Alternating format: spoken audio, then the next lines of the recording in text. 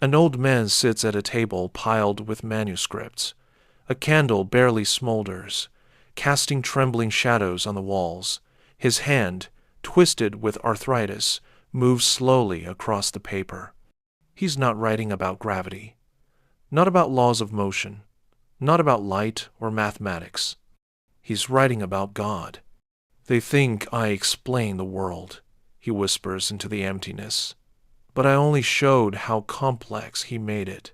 Thus ends the 80-year journey of Isaac Newton, a man who decoded the laws of the universe but spent his entire life seeking the one who wrote them.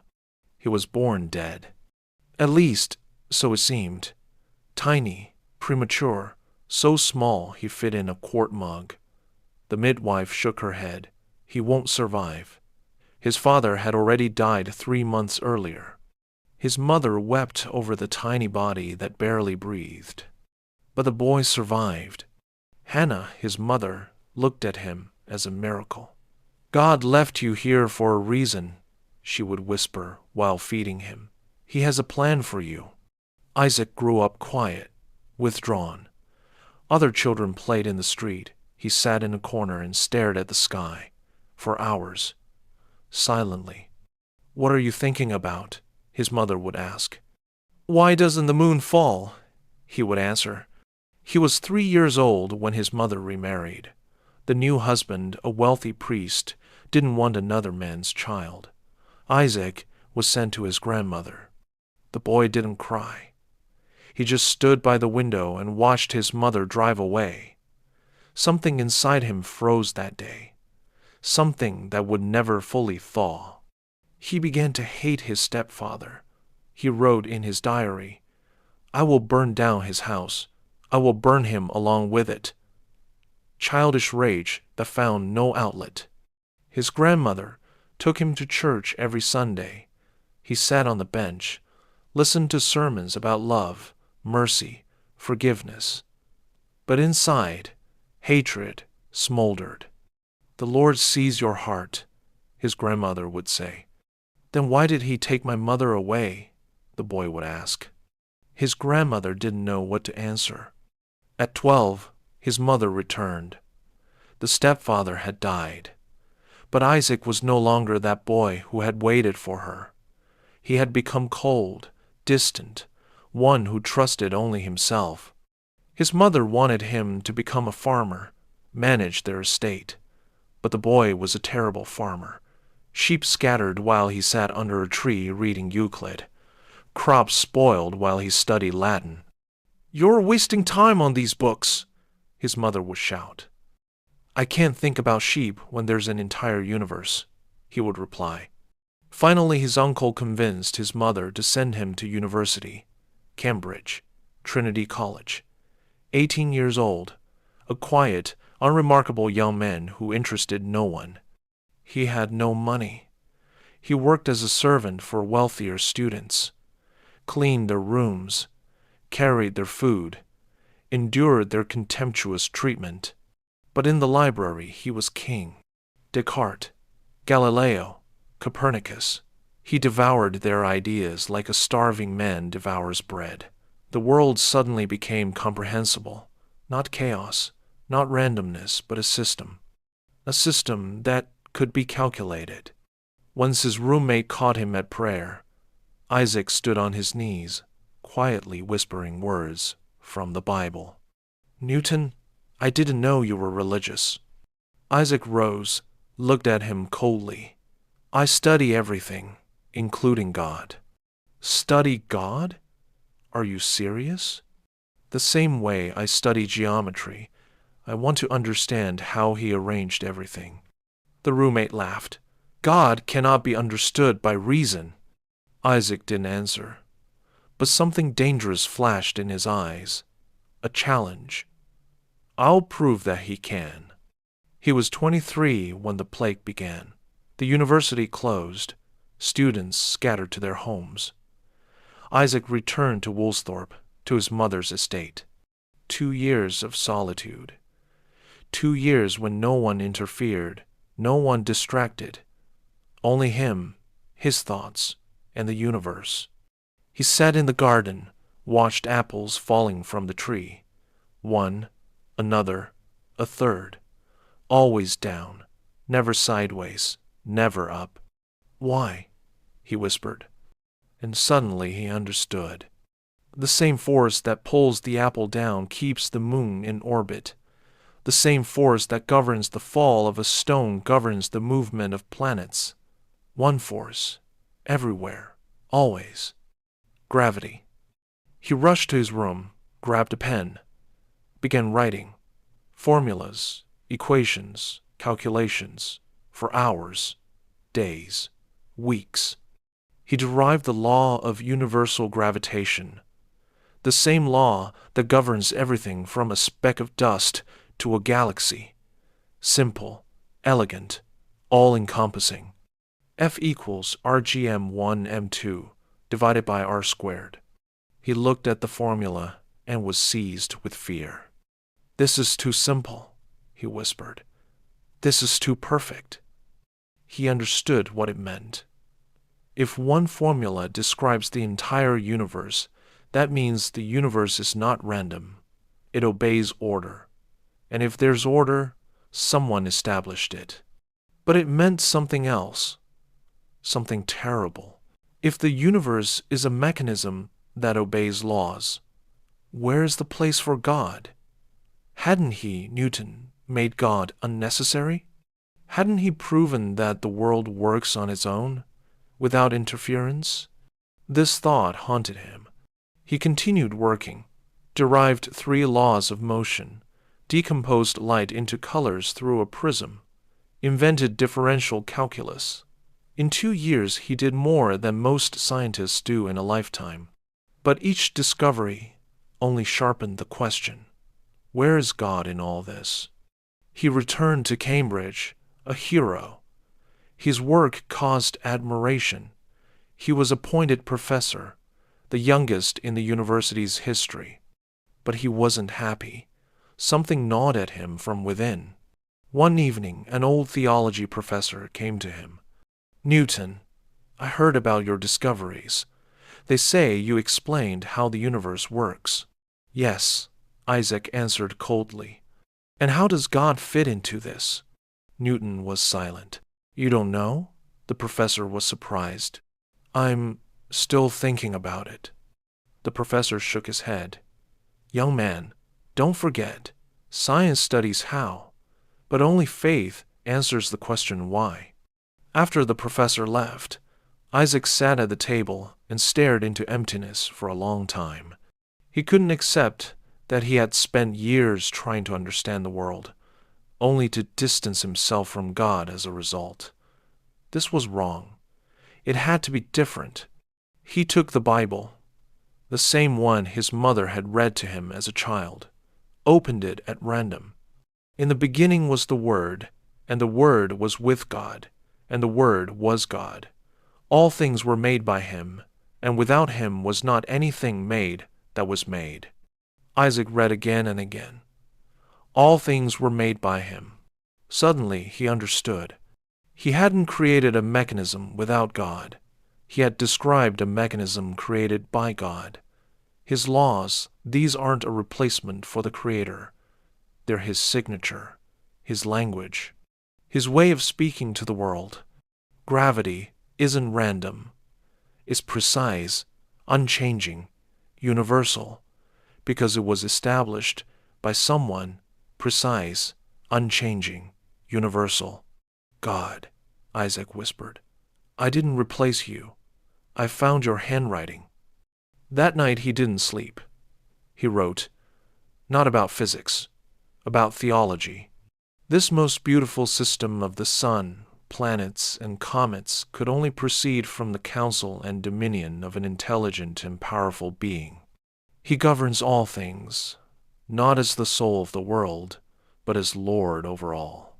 He wrote page after page, for years, decades. Most people knew him as a physicist, but he considered himself a theologian who researched science.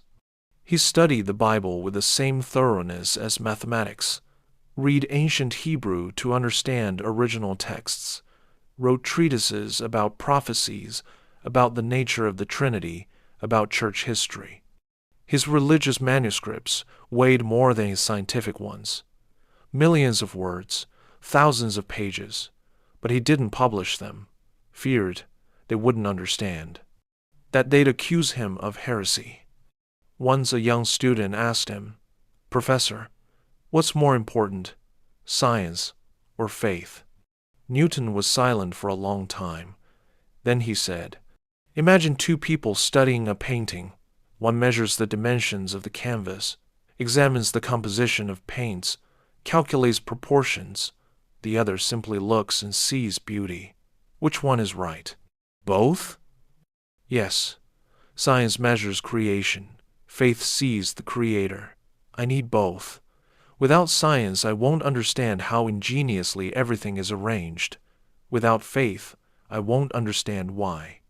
"But what if science and faith contradict each other?" Newton smiled, a rare event. "They cannot contradict, because both speak truth.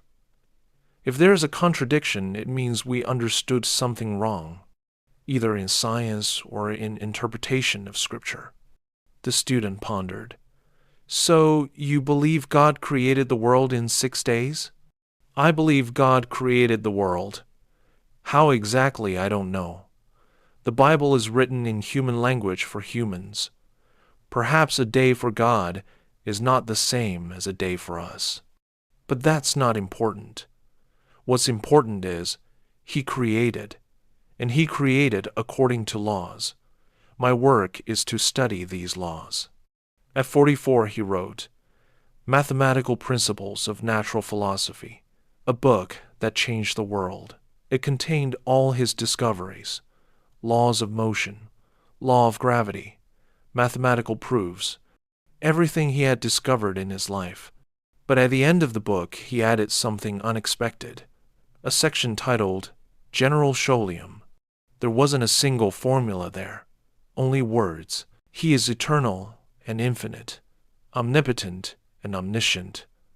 That is, He endures from eternity to eternity, and He is present from infinity to infinity. He rules all things, and He knows all things that are or can be. We know Him only by His most wise and excellent contrivances and final causes of things, and this is all we can know about Him. Many criticized him for this. Why write about God in a scientific book? Newton answered calmly, "Because it's impossible to study creation and not speak of the Creator. That would be dishonest." Years passed. He became president of the Royal Society, the most famous scientist in Europe. He was honored, envied, quoted. But he remained lonely. He never married, had no close friends, lived in his world of formulas, the Bible, and solitude. Once his niece asked him, "Uncle Isaac, why did you never marry?" He looked at her surprised, as if the question came from another universe. "Marry? I didn't have time for that. I had to understand the world. And now? Now I'm old, and perhaps it's too late." But in his voice was something else. Not regret, acknowledgement. He had chosen his path, and didn't regret it. At 80 he lay in bed, dying from kidney stones. The pain was unbearable, but he refused opium, wanted to preserve clarity of mind until the end. By the bed lay not scientific books, the Bible, his manuscripts about prophecies, his research on Revelation. His niece sat nearby. "Uncle, does it hurt?" "Yes, but I endure. Soon it will all end. Aren't you afraid?" He slowly turned his head to her. His eyes, once sharp and cold, were now soft. "Afraid? No. I spent my whole life studying His laws. Now I'll meet the one who wrote them. What is there to fear? Do you think He'll accept you?" Newton smiled. "I was an imperfect man, proud, cold, didn't know how to love, but I tried to understand His creation. I tried to read His book both of nature and of Scripture. I hope that's enough." Shortly before death, he said something that surprised everyone. I do not know what I may appear to the world, but to myself, I seem to have been only like a boy playing on the seashore, and diverting myself in now and then finding a smoother pebble or a prettier shell than ordinary, whilst the great ocean of truth lay all undiscovered before me. His niece didn't understand. Uncle, you discovered the laws of the universe. How can you say you haven't explored truth? He laughed quietly. Precisely why. The more I learned, the more I understood how little I know.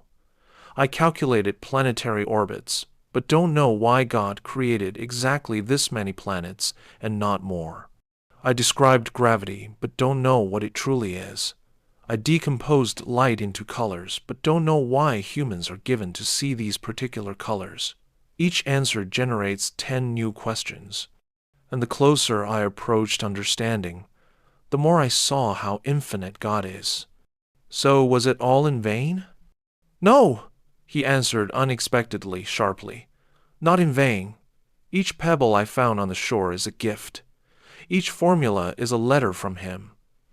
He spoke to me through numbers, and I'm happy that I could hear at least part of it. On the last day he couldn't speak, only lay, staring at the ceiling. His lips moved prayer. His niece leaned down. Uncle, what are you saying?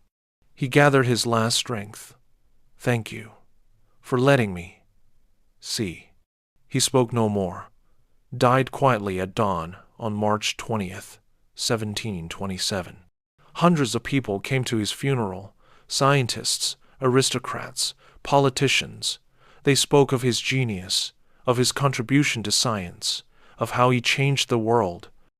But no one spoke of something else, that he wrote more about God than about physics, that he considered theology more important than mechanics, that each of his discoveries was an attempt to understand not only how, but also whom. Years after his death, they found his private manuscripts, millions of words about the Bible, about prophecies, about the nature of God, about how science and faith are two wings of one truth. One manuscript particularly struck researchers. Undated, written in small handwriting on old paper. If I have seen further than others, it is by standing upon the shoulders of giants. But there is one giant upon whose shoulders all others stand, and this is God. We all scientists, philosophers, thinkers, are merely commentators on his book. He wrote the world. We only read. And if in my lifetime I could read even one paragraph, I consider this great happiness. Today, Newton's monument stands in Westminster Abbey. On it, allegorical figures, globes, mathematical instruments. But in the statue's hand, not only a book about science. There's another book, without a title on the cover. Those who know the story understand. It's the Bible. Because Isaac Newton didn't choose between science and faith. He used one to understand the other. And at the end of his life he knew, the apple falls down not just randomly. It falls according to law. And law is God's language. And when we look at stars moving according to his formulas, we see not only mechanics, we see the mechanic. The heavens declare the glory of God, and the firmament sheweth his handiwork. The same verse Maxwell read, the same verse Newton read, the same verse read by all who seek the Creator in creation, because truth is one, and science and faith lead to it by different paths. But they lead to him.